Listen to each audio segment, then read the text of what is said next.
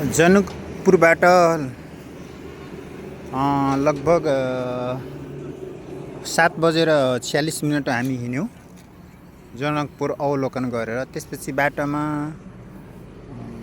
आउँदा आउँदै एउटा अलि सेवा सुविधा भएको ठाउँमा हामी खाना पकाउन लाग्छौँ, जुन ठाउँको नाम धनुषा जिल्लाको हात्तीचोक भन्ने हो। र हाम्रा विद्यार्थी भाइ बहिनीहरूले यसरी चाहिँ यहाँ रमाइलो गरिरहेछन्। एकजना यहाँ यस्तो टाउको दुखेर हो कि के दुखेर सुतिरहेछ, बाँकी यिनी केटाहरू रमाइलो गरिरहेछन्। ल गोविन्द सर लगायत हाय भन्नुहुन्छ। ल यिनी केटाहरू फायर फ्री हुन्छ कि फ्री फायर भन्छ भनेर, होइन त्यसै गरी यता यो पहाड देखिएछ होइन। अब एकछिनपछि हामी पहाडमै जो जाने, हाम्रो यहाँ दीपक सर आफ्नै मोबाइलमा व्यस्त हुँदो रहेछ।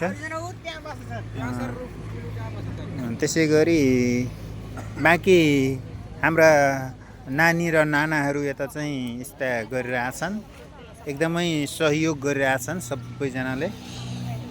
ल यो सहयोगी हाम्रा विद्यार्थीहरू एकदमै सहयोग गरिरहेछन् यसरी।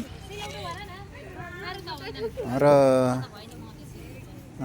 बाँकी कुराहरू यहाँ खाना पाकिरहेछ।